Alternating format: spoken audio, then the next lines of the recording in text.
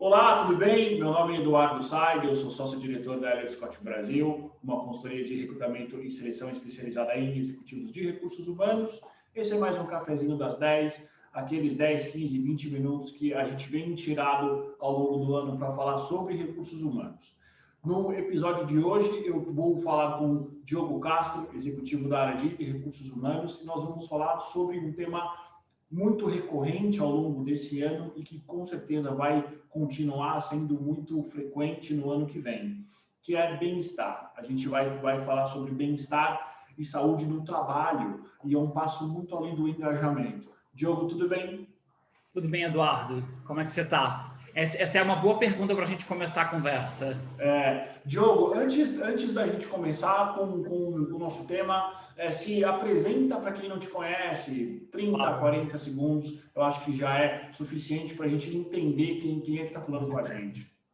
Bom, Eduardo, primeiro é um prazer estar aqui conversando com você. A gente já vem há algum tempo definindo alguns temas de tendências de recursos humanos com uma visão de 2021 já, para a gente poder discutir. É um tema que particularmente me interessa, por eu manter essa carreira executiva, mas em paralelo estar sempre estudando bastante sobre a minha própria área de trabalho, meu próprio métier. Então, eu sou um profissional com 12 anos de experiência na área de recursos humanos, trabalhando em empresas multinacionais, tanto na área de bens de consumo, quanto em life science, e mais recentemente na área de consultoria e tecnologia também. Então, com experiências tanto nacionais quanto regionais, e também internacionais. Então, eu acho que é isso que eu queria trazer um pouco aqui para a nossa discussão hoje também, uma visão de como eu vejo esse cenário de bem-estar no Brasil e o que eu vejo acontecendo lá fora. Excelente, Diogo. Para a gente começar, então, o que é bem-estar? Vamos lá.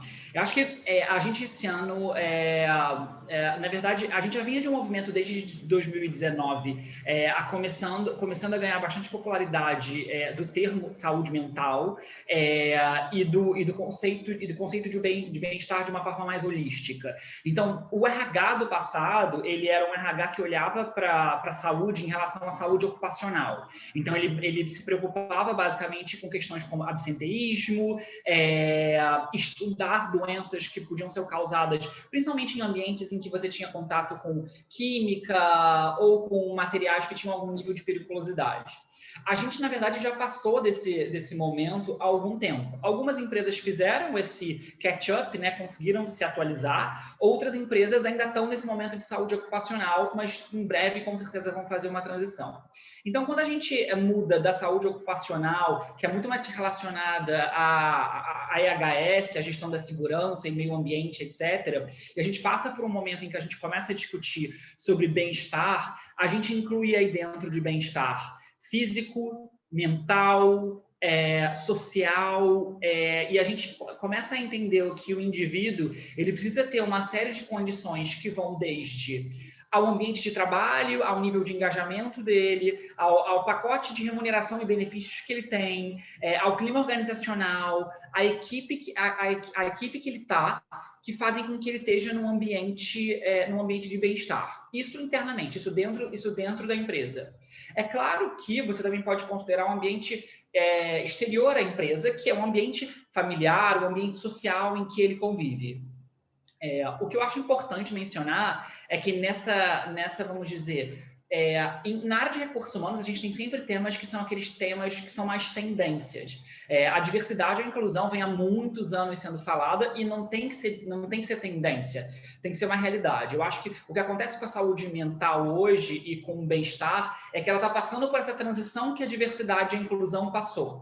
De ser um tema que era um tema falado, que algumas empresas não tinham métricas a respeito, mas que elas gostavam de ter manifestos, ou elas gostavam de ter campanhas institucionais, ou mesmo dentro das suas campanhas de employer branding, hoje, para medirem indicadores de orientação sexual, de diversidade étnica, de raça, de sexo, de idade, que é algo muito importante na parte de diversidade, e que hoje elas vão passar também a entender, acho que através das suas pesquisas de clima, através de pesquisas mais específicas, e a gente pode falar um pouco sobre isso quando a gente for falar como fazer essa transição, sobre o quadro da saúde mental e do bem-estar dos colaboradores dela. Então, assim, eu trouxe alguns dados só para a gente começar a conversa, acho que é interessante falar, que 68% das empresas, essa é uma pesquisa da Gartner, que é um instituto de pesquisa que eu uso bastante, as informações que eu gosto bastante. 68% das empresas no mundo hoje, elas já transitaram, elas criaram programas ou atividades relacionadas a bem-estar, o que se populariza como well-being, mas, é claro, é um termo em inglês, é bom a gente utilizar os termos em português também. As empresas estão seguindo nessa direção, especialmente a partir de março desse ano, quando a gente teve, vamos dizer, a expansão do Covid-19, da pandemia por todo o mundo. Então, as empresas que estavam na transição aceleraram essa transição, e as empresas que estavam ainda no estágio da saúde ocupacional tiveram realmente que se posicionar. Então, quando a gente fala um pouco, estou olhando aqui para minhas anotações, mas quando a gente fala um pouco sobre essa questão, é importante diferenciar o que é bem-estar e o que é saúde mental, porque, ao mesmo tempo, a saúde mental tem questões muito mais delicadas. Eu não sou psiquiatra, sou psicólogo, mas é claro que acho que a gente tem especialistas para isso. Mas o Brasil, outros indicadores interessantes é que o Brasil está no quadro dos 5 países com transtornos de ansiedade e com casos de depressão hoje no mundo. Tem uma matéria do ano passado que, inclusive, fala que o Brasil é o primeiro país no mundo em casos de ansiedade.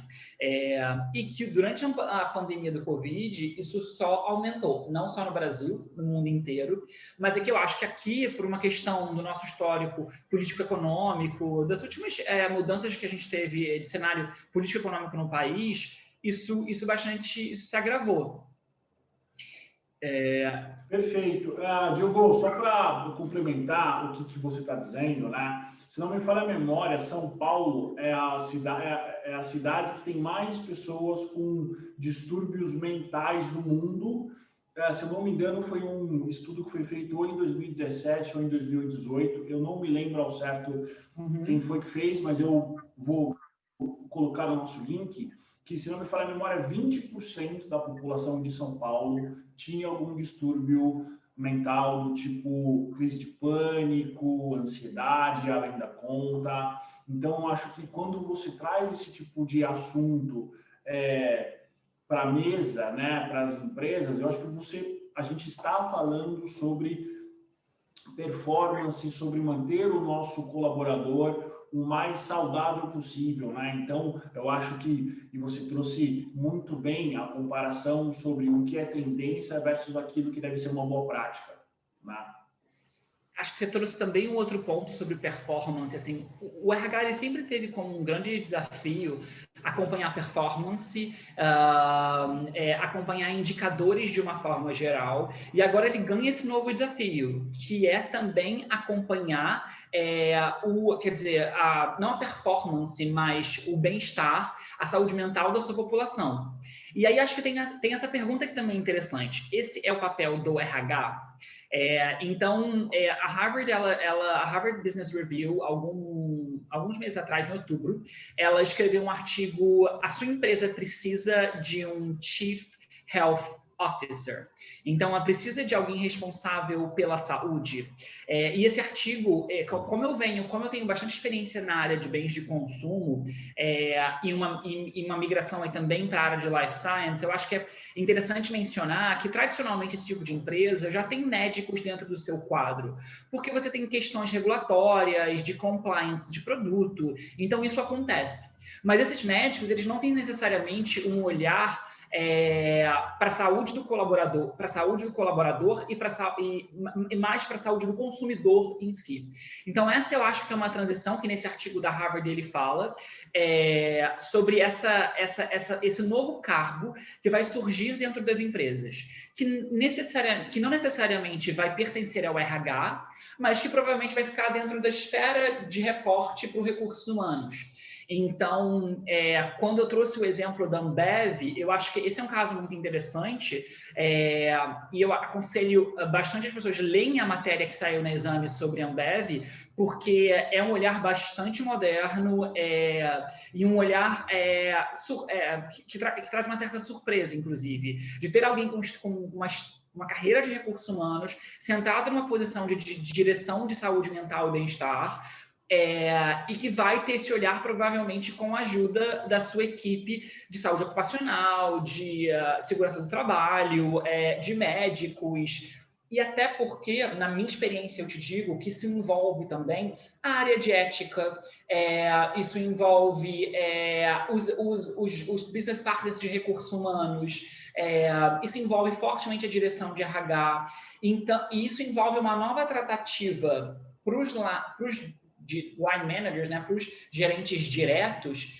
de tratamento desses casos. E eu acho que talvez, além de você ter essa posição e qual vai ser, vamos dizer, o descritivo dessa função e o que ela vai entregar realmente para a organização, alinhado com a área de benefícios e saúde, como eu comentei, acho que também tem a questão de como é que você vai ajudar os seus gerentes a entenderem quando eles têm casos como esse dentro das suas equipes. O que o Covid, quer dizer, aonde entra o Covid dentro disso? Acho que aí é o que você também descreveu, né? O que o Covid trouxe? O Covid, na verdade, ele aflorou, ele trouxe à tona casos muito claros de isolamento social, de trabalho remoto, de convívio com a família numa intensidade maior, não só com a família, com o ambiente de trabalho. Eu acho que é notório que todo mundo percebe um volume de trabalho maior, mesmo que não afete as horas de trabalho, e além disso trouxe a instabilidade, à tona a instabilidade econômica e o modelo de negócios de algumas empresas. Então, é claro que isso provocou também uma redução no quadro, reestruturações e um ambiente muito chato de, é claro, salve-se quem puder em algumas organizações. Desculpa eu estar usando termos tão diretos, mas eu acho que facilita para que a gente até entenda esse quadro que criou hoje que criou um ambiente em que eu, como gerente de recursos humanos, diretor de recursos humanos, tive diversos casos e exemplos de pessoas que passaram pelo Covid e tiveram crises de pânico, crises de ansiedade, casos próximos ao burnout, porque nem tudo também é a depressão ou burnout. Então, nem todos os casos chegam a essa gravidade. Mas a gente tem que ter a gente fala por um lado de vulnerabilidade, de empatia, mas um outro lado a gente também fala sobre antifragilidade, resiliência. Então, o próprio colaborador, ele não entende em qual lugar ele deve se colocar, em que momento ele deve ser vulnerável, em que momento ele tem que ser antifrágil. E eu acho que essa fricção também provoca esse tipo de crise de ansiedade. Então, nesse quadro geral, acho que o que eu vi foi empresas, além de definindo sua política de trabalho remoto, definindo também, criando programas de bem-estar, ou o que eu acho que é muito interessante valorizando o que já existia, mas não era falado. Perfeito. Diogo, me tira uma dúvida, quais são os principais desafios de um profissional que cuida da área de bem-estar? Mesmo sendo uma área nova, e aí talvez a gente caindo numa armadilha de muitas vezes não conseguir trazer um panorama completo. Isso é super interessante, assim. É claro que, por ser uma área nova, eu te diria assim, olhando para um panorama internacional, eu vejo que essa posição ela já está começando a acontecer nos Estados Unidos. Então, tem algumas empresas, as tradicionais, Google, Facebook, etc., que já têm posições como essas. Eu vejo na Europa também. Eu acabei de voltar, por acaso, de uma viagem curta que eu tive que fazer para a Inglaterra e pesquisei bastante sobre o mercado lá. E o que eu percebi?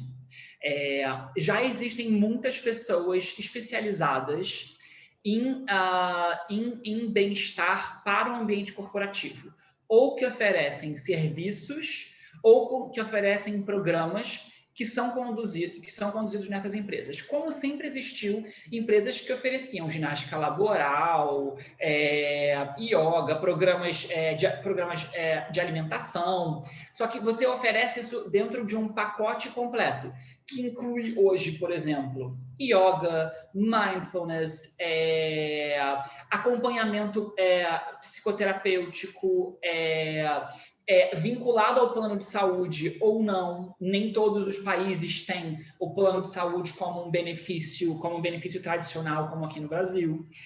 Então, eu vejo que na Europa e nos Estados Unidos eles já estão se movimentando. E se as empresas não estão, o mercado já passou a oferecer. Eu fiquei bastante impressionado com como na Inglaterra e na França já tem diferentes profissionais que me adicionaram no LinkedIn me oferecendo esse serviço, com pacotes prontos já, do que a gente pode oferecer para fazer, vamos dizer, o SOS dos seus colaboradores nesse momento. O que eu acho que acontece aqui no Brasil é que a gente tem uma série de desafios, vamos dizer, de negócio nas empresas hoje, na maioria dos segmentos que não se alavancaram com a pandemia, que, na verdade, não se, de alguma forma, conseguiram fazer com que seus negócios fizessem um turnaround ou mudaram seus modelos de negócio. E isso acaba virando um certo supérfluo. Então, é o mesmo dilema da diversidade e inclusão. Para mim, é por isso que eu trago esse paralelo, porque é o mesmo tipo de dilema. Existem as empresas que tratam a diversidade e inclusão como ações de comunicação institucional, marketing, que reverberam em algumas ações internas, e existem empresas que fazem o contrário. Começam com grupos de apoio ou ações de recrutamento mais inclusivo, ou começam a trabalhar nos seus comitês, no seu senior management, e isso funciona igual para a área, vamos dizer, de bem-estar e saúde mental. Então, eu acho que o grande desafio hoje é a transição da área de benefícios e da área de HS em fazer essa transição. Então, você precisa de headcount? Talvez você precise de uma mudança de mindset. E aí, o que eu posso te trazer para mim são pequenos ganhos, iniciativas que as empresas podem fazer nesse momento. E eu digo que, assim, na minha experiência, eu lancei, numa das últimas empresas que eu passei, eu lancei um programa chamado Cuidar, em que a gente montou uma série de ações mensais a custo zero, por uma questão de orçamento. Mas é claro que eu também já passei por lugares em que a gente tinha um orçamento para ter salas de shiatsu, acompanhamento psicoterapêutico, acompanhamento de assistente social, que é extremamente importante, tempo para poder fazer pesquisas, não só pesquisas de engajamento, porque é claro que dentro desse processo da Covid, isso impacta resultados de pesquisa de clima e engajamento. E aí eu entro num segundo tema que para mim é super importante nessa conversa, que é o quanto o Covid impactou a reputação das empresas. Então, hoje no mercado de trabalho, você tem... E eu fiz uma pesquisa no meu próprio LinkedIn, uma enquete super breve, que ficou muito claro que, assim, a maioria das pessoas hoje, elas vão ler sobre as empresas antes ou depois da primeira entrevista sobre como essas empresas se portaram durante o período da Covid. E isso inclui, naturalmente, o posicionamento em relação ao trabalho remoto, a saúde física e mental do colaborador, a flexibilidade de carga horária, para as mulheres e mães, para as mães em especial, como é que foi a tratativa em termos de carga horária. Algumas empresas que tiveram condições financeiras puderam trazer isso como um benefício adicional, outras procuraram flexibilizar sem trazer nenhum aporte financeiro. E eu acho que é isso que nós, como colaboradores, eu sou um colaborador também, a gente tem que perceber a realidade da empresa que a gente está e se adaptar. Então, quando você me pergunta, quer dizer, qual é esse desafio? Eu acho que o desafio é o mesmo de D&I em estabelecer um mindset e uma influência dentro da organização que faça com que ela perceba o valor agregado de você ter uma área, o quanto isso impacta seu absenteísmo, o seu turnover, o clima organizacional e de dentro das equipes, o quanto a sua liderança está capacitada para poder lidar com essas situações. Eu poderia te trazer diferentes exemplos aqui, mas eu acho que esse é um tema que tem que ser tratado com muita delicadeza e com bastante confidencialidade. Mas hoje eu acho que eu já trabalhei com lideranças que estavam muito capacitadas e sensíveis a esse tipo de tema, tanto de trazer para o RH, quanto de discutir com o RH e tomar-se uma decisão em conjunto. E seguir para uma licença, para um afastamento, isso é importante. Acho que esse é um ponto importante. Outra coisa é você entender... Eu, há algum tempo, venho me interessando por mindfulness, já fiz cursos de mindfulness, e eu acho que a meditação, para alguns, ela é muito extrema, o mindfulness, eu acho que ele chega a ser um pouco mais prático, na minha visão.